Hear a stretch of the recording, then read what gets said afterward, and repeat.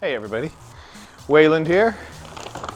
Well, gonna get the smoker started, get a couple brisket trimmed up and get them on there. So anyways, I always like to start my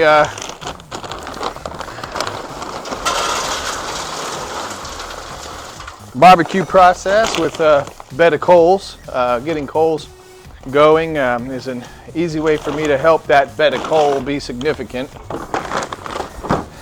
So that Fogo brand charcoal is okay. I mean, I've bought Royal Oak from Walmart and that seems fine. So I've also bought Cowboy from Costco, whatever it was. So for me, whatever the deal is, the best deal possible.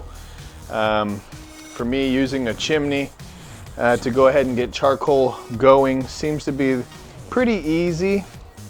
I could stack a few logs in there back when I was wrapping in brisket in paper, which is a great way to do it. When I wrap in paper, I wouldn't discard the paper afterward. I would actually save it, and then you could wad that up and put it under your wood, and you actually would start your wood fire in no time. So since I've been using foil to wrap, I find the product for me is a lot better than with paper wrap. So I've been doing that. I've tried, all the suggestions, that are out there, and this one has been the best. Wrapping in foil. So anyways, I don't have the grease-soaked butcher paper anymore. So anyways, I just go ahead and put some charcoal in there. I got them little tumbleweeds I put under there, and when the charcoal's all red hot, I'll dump it in and then start to put some logs on top of it. So anyways, I got to go find the tumbleweeds and some more of my barbecue stuff before I can get started. So yeah, these little tumbleweeds here. Kind of nice if you've not used them. Yeah, I went to a barbecue place, picked these up. I mean, I think you can get them at Walmart. So we'll try. I'm gonna try one actually. A lot of times with the chimney, you wad paper under there and light it, and it gets the coals going. So these are kind of cool, a little easier than wadding up paper. And I'm gonna just try one though. Let's see.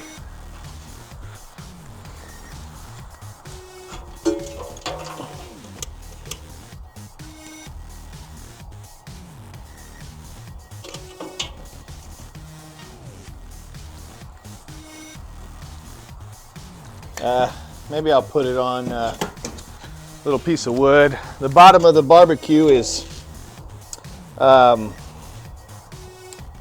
flat, right? So let's try that.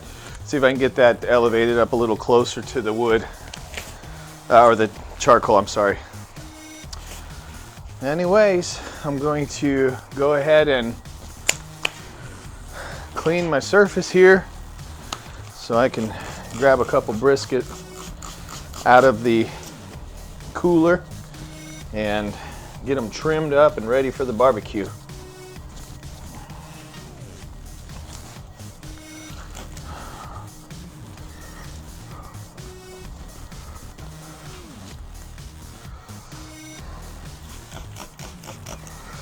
All right, so a couple brisket I want to do.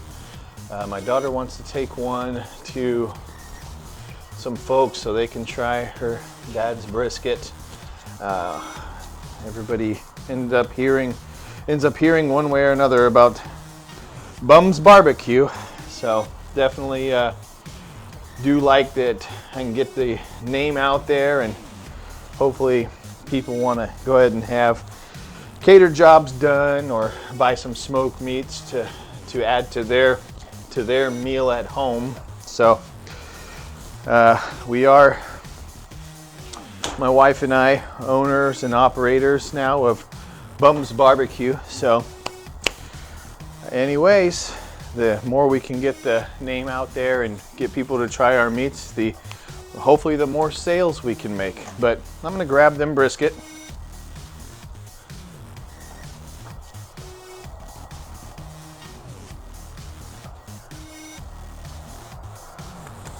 All right, so got me another one of these brisket, Black Angus choice. So got it from Cisco. They claim it's on par with some prime. So This will be my third one cooking, and one that I will actually get to eat. So I'm going to go ahead and crack it open and put it to trim. I was actually excited too. I went and picked me up one of these for a water pot so that I can actually get rid of this other one in here. This one was just some old barbecue tray. I realized it was rusting out, paint's falling off, so I didn't know if it's a great idea to keep using that thing. So definitely pretty excited to get rid of that and use one of these trays here. So good material, stainless steel, so this ought to last me a little bit for a water pan. But let's get to trimming here.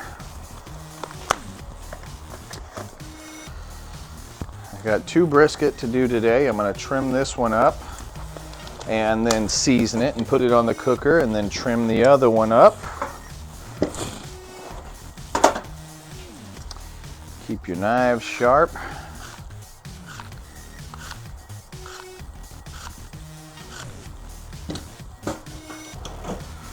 All right, maybe, yep, there we go.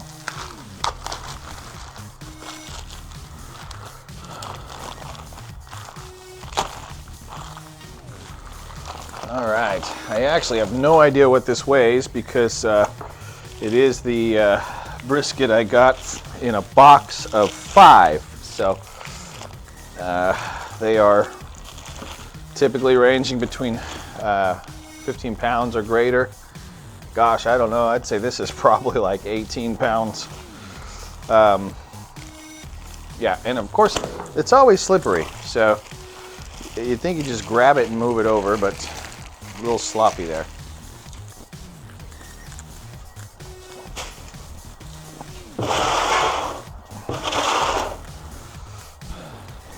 Okay, now I'll keep the beef trim, but I don't need any more tallow, that's for sure. I think I made 2 jars of it last time, and I do use the beef trim for ground beef and that kind of stuff, so I'll definitely get that off of here and save it for future use. Now, just what's been typical of these brisket I got from Cisco is that it's a tremendous amount of fat. So, of course, paying for it by pound, it's a sad thing to see. You really just don't want to be paying for that much fat.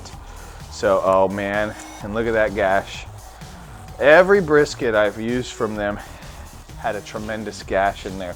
So this is definitely not very attractive.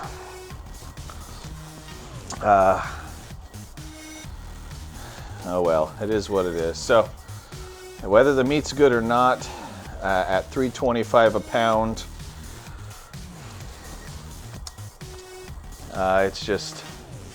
it's not good to see that much fat and gashes in it like that. It's really poor butchering. So I'm going to try to round this thing. You get the best final product if you can make this thing nice and aerodynamic. I always like to trim this kind of ugly meat off here. I think it comes from the washing process. I'm not sure what exactly that stuff is on the edge. I know when I've cooked it, it just ain't purty. So I definitely like to trim it off. And anyways, if you can go ahead and get a nice edge and a good shaped brisket, again, the final product is more ideal. Here's more of that stuff that just ain't pretty. I like to try to go ahead and make my trims into small enough to go ahead and grind later, so I don't have to worry about cutting it back up.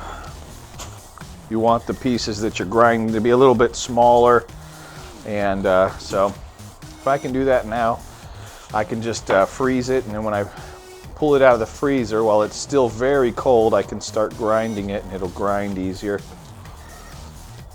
Yeah, this is pretty sad. See, I'm gonna have a gouge now, but that thin part just wasn't gonna cook up good. All right, you know, this is relatively aerodynamic. You know, you don't really want to waste a whole bunch of it, of the meat. It's a pretty big brisket though, so we'll get a lot of good meat off this. Okay, that's some good meat, and that's just fat and a little meat on there. So depends on how you like your ground beef, what fat content you prefer. There is recommendations for sausage and stuff, you know, 70-30, 80-20. You know, I have mostly just eyeballed it with my sausage, not weighing out the fat to beef. So, you know, you kind of get from, you know, used to what seems to work for you as you do it more and more. I'm not too particular about all the fat on this side. I have began to do all my cooks with the fat up, especially on the cooker behind me. Behind me is Eileen, I call her. I took an old country Wrangler smoker that was really only this big, and I welded to it a 48-inch cook chamber. So now I have all of this to cook on. So when I had added that cook chamber, I added a couple legs with casters, and I made one leg shorter than the other, not on purpose. And so that being said, I said I shall name her Eileen. So yeah, behind me is Eileen. I do have the coals going in that chimney there. Oh dang. Once I get this trimmed up, I'll put it on there. Hopefully I can dump the coals into the firebox and start some wood on it. So anyways, just trying to get some of the fat off. Again, I used to be more particular, but this is going downwards. I'm gonna have the fat side up. So trying to get this though, just kind of aerodynamic here. And not too thick of a fat piece. I'm still getting fat here off the point side. It is quite a bit of fat. But looks like I got some good marbling on the flat, relatively. It looks about like choice to me. I don't know if I could claim this is comparable to prime. But anyways, trim this up so that it's all relatively thick, so we can get an even cook. That's mostly meat, so I'll cube it. And that will be ground later. Kind of round it off, of course, because that's always more attractive. Okay. The colder your meat is, the easier it is to trim. This one got a little warmer. I've got the second one back in the oven, and I don't mean this got warm. I just mean it's not closer to frozen temps, it's closer to refrigeration temps. So not too bad. Thing is, it is quite the mammer though. Let's see. Flip it over, grab this piece, get rid of it, and watch your fingers. I did learn that these cut gloves will save you, so I definitely got in the habit of using them.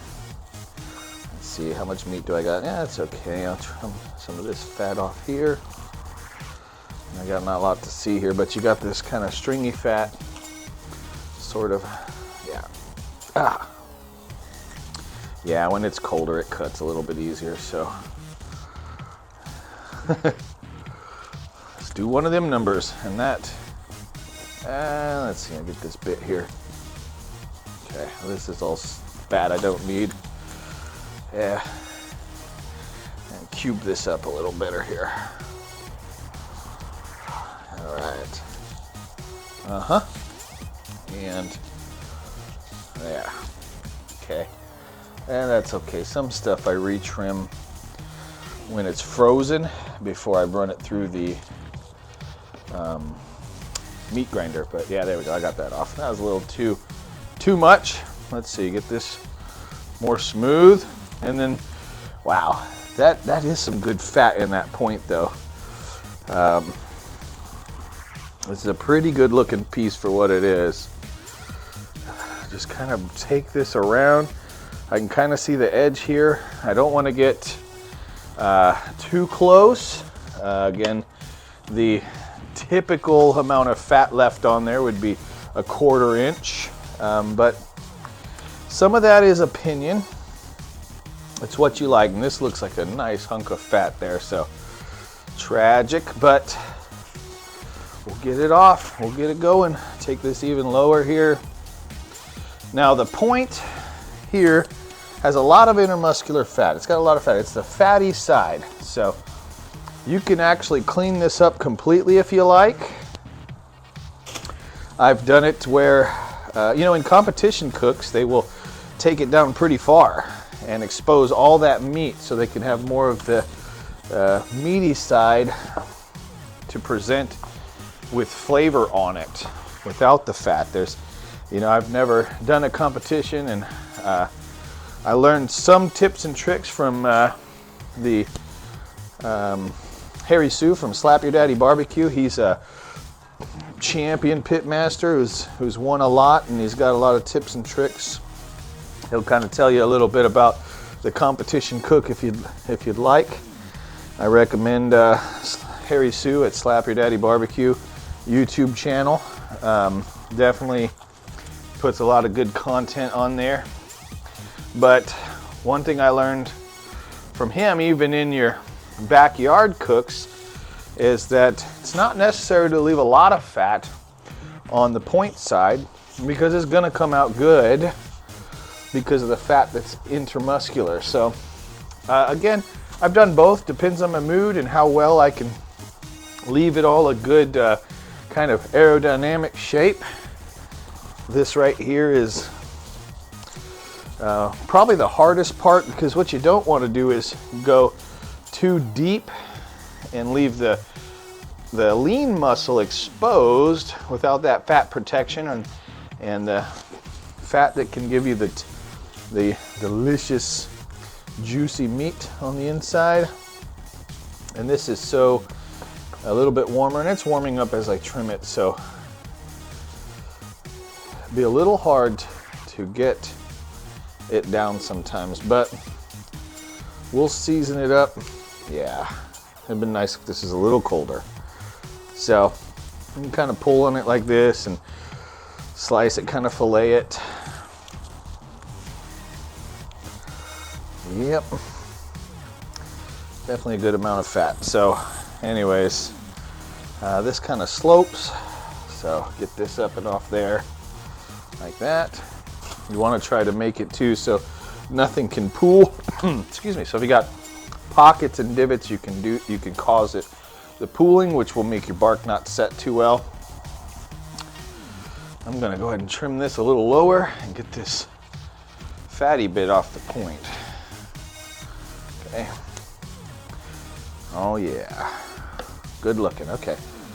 I don't have enough meat in there to concern myself, so I want to get this a little bit more flush, and which means I'll be a little closer to the meat there. This part could use a little bit further down. There we go, a little smoother. That's tender. That's gonna be nice right there. That's gonna be a nice piece. Okay, and then this side here, I've yet to tackle running down the edge here. That'll get you a lot of fat off. Smooth up the meat side there. All right, now it's kind of a dense decal there. It is what it is. I usually try to pick pieces that don't have this real dense feel right here between the point and the lean. So if you're picking out your own meat from the market, when you get the opportunity to handle it, you can kind of distinguish if it's the right piece for you. All right, so if you squeeze this piece here and you feel it's real dense where this fat is in between, you know that fat runs pretty deep. Now, they all run deep, but what I mean is if it feels real thick, then you know the fat's thick in there. So I've carved this out before, but then you leave the crevice and you have a hard time doing that aerodynamic shape. So we'll leave it like that. I think I'm going to take a little bit more off this part here while I have it up. And otherwise that looks pretty good. You can round this stuff a little better if you like, but right now with this little bit of a point, I'll have that as my against the grain reference for when I go to cut it. So, and this is all a pretty good shape here. So that's going to be some nice size flat pieces too. So I don't think I'm going to round that. Sure, this point right here, this very, and it's not the point, this is the point, but this very tip that's pointy of the flat may crisp up a little bit, but every slice after that will be really wonderful. So this looks pretty good. You can be meticulous about the fat if you want to, but as long as it's much, you bring it down a lot, it's much thinner. You will be able to tolerate it in your bites. You'll be able to render it down. So that's pretty good. I got no problem with the smoothness of this. Maybe I'll get this little piece a little bit more here. There we go. That should be okay. It is tragic the amount of fat that's on these, but that's pretty good. Yeah, one thing you can do is try to make it so pretty. It takes so much time, and then have the cook just not really be any better because of it. So anyways, I'm pretty happy with that. I'm gonna go ahead and get some seasonings and get a bag for that brisket trim.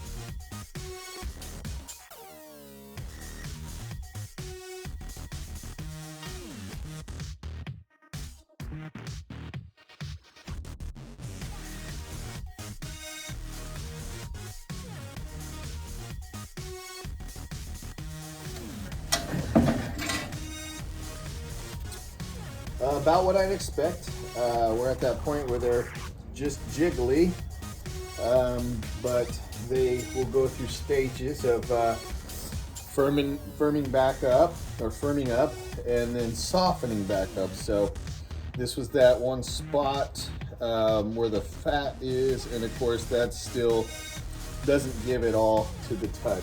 The fat you should start to be able to poke into the fat and it be melty.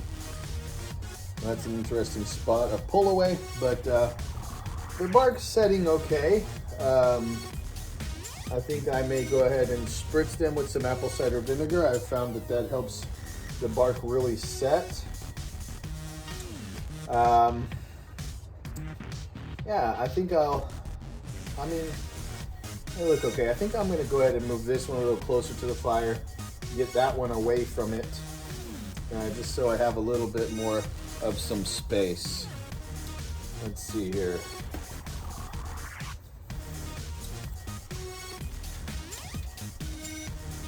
Whoa, golly. So yeah, that bark needs to set. And moving it close to the fire will help it finish up too. Feels real good though. They're about where they should be. Now I've got that one and this one a little space around it. And I'm gonna go ahead and spritz it with apple cider vinegar. Again, just to help that bark set on there. So looking good though. All right, so yeah, just spritz them down. This is 50-50, apple cider vinegar and water. The combination of the two helps keep the exterior cool so it doesn't crisp up. And I've actually found that it will help in this earlier stages, if need be, to set the bark. So don't let it pool. I just tipped it because I realized that this is maybe a little bit of a low spot at the moment. If it pools, and it'll just have an ugly, kind of bare bark spot. But yes, now that I've got that all moist, and maybe I'll try a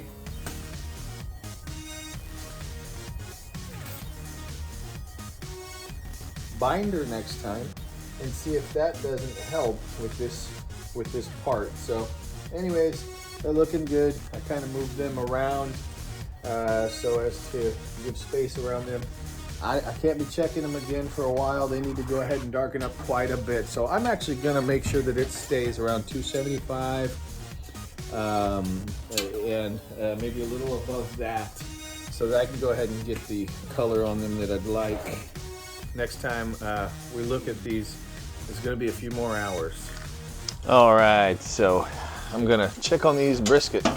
It's, let's see, 8:45. So, well, this is what happens when you bump up the temps. Okay, so I'm getting this stuff a little charred.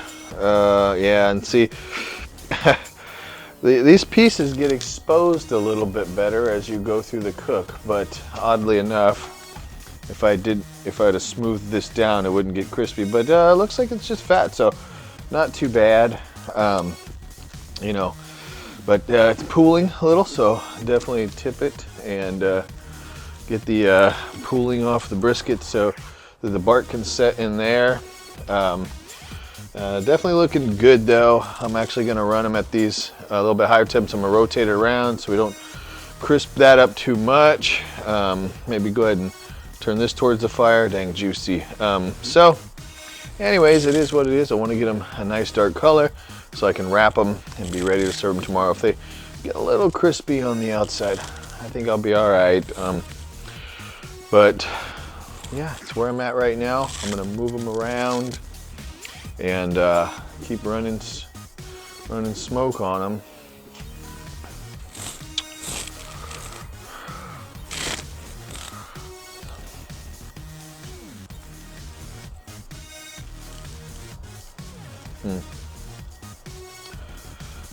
Well, sadly that gash was worse than I thought. My fingers went right in there. They cut that deep. Yeah, not very well pleased with the briskets I got from Cisco. I know I keep saying that, but it is what it is. I've got to find a better way to get briskets. But I'm gonna go ahead and turn them this way. Let these sides take heat for a little while. But yeah, definitely gonna close it up for a few more hours.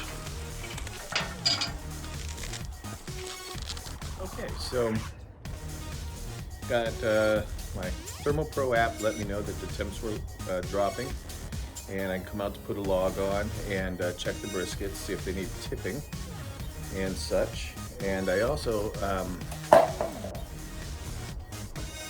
want to go ahead and install my meter probe. So maybe you've seen these. This is a Meter Plus.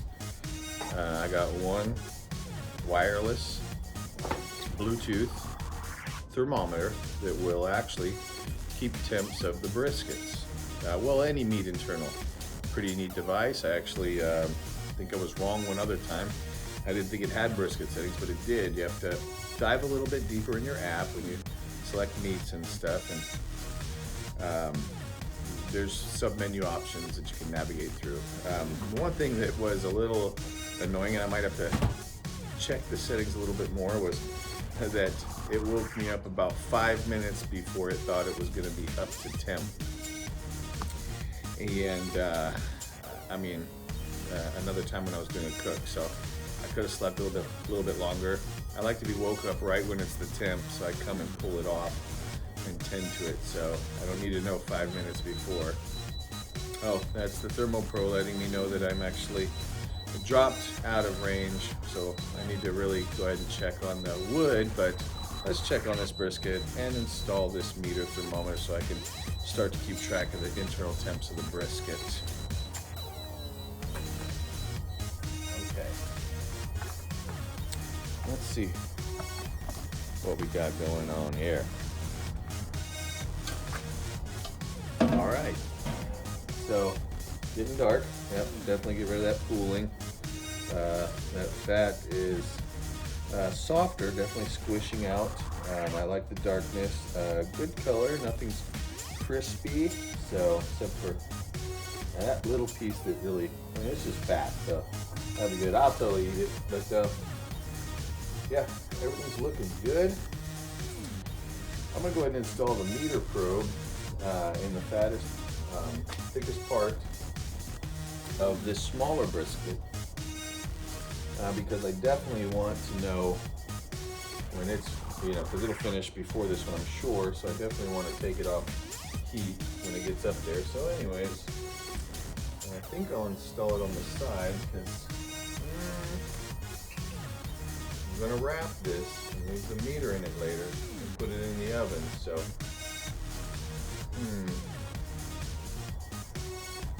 I'll put it here.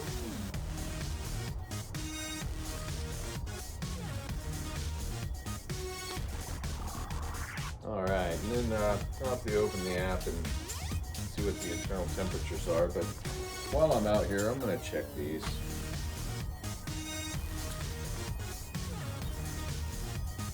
All right, so it's 42 out here. Internal 130, 140, 152. Not bad there. 160 there. It's not that tight. So this one's a little lower. I got it back here.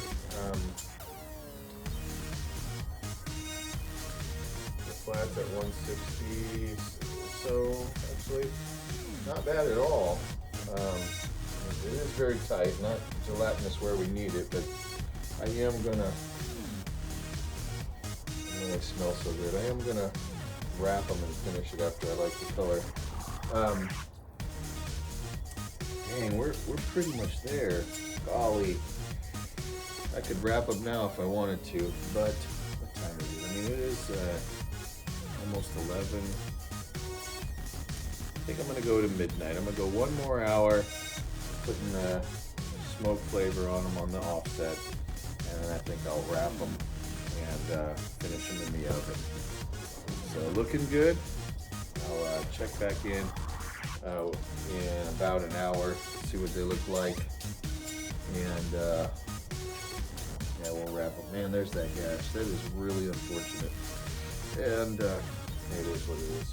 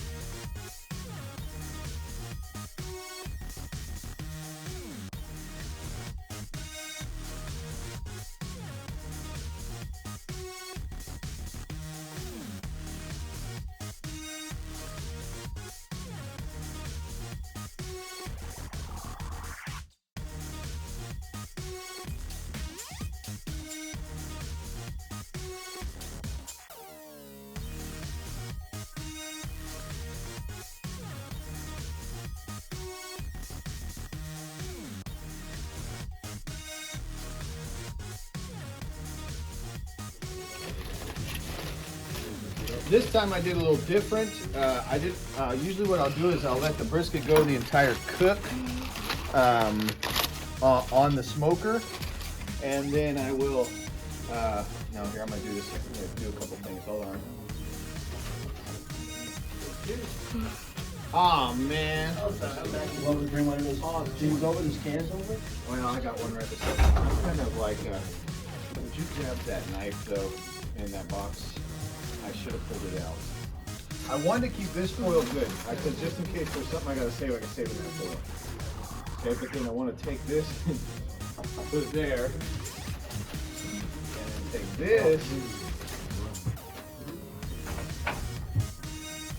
It comes out back there, right? Know where I want it to, right?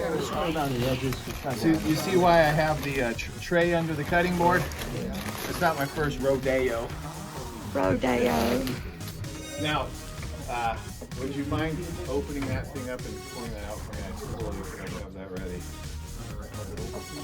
Nope, on the side, like kind of like a box. Oh, from last time? There you go, some way. Okay, thank you very much. All right, so you cut it across this way, and that gives us the maybe you guys seen YouTube or videos. So that's ideal. If you can get this rendered down a little better, sometimes they come with just more fat in between there. I like the fatty side, so another. So you cut it about there. It's two muscles. You got the lean muscle and the fatty muscle meet here. And this is mostly fatty muscle with a little lean there. So this is the point, or the fatty they call it. Usually slice that a little thicker. And then you have tender brisket pieces like that. This is the flat, which is lean. So you try to keep some fat on the outside of it, so it stays moist and tender on the inside. So that's pretty good. So some folks like fatty, and some people don't. Right? So what would you like? Lean. I need lean. All right. Voila. Voila. Thank you very much. I'll continue to slice into this and distribute you guys what you like. So. You wanted the he wanted the ass, but I got the ass. That was. You gotta cut your own. Yeah, I did. Do you want me to keep? You gotta cut your own. Oh, you Would you like? Yeah. Okay. Waylon, you want me to keep? That's probably satisfactory.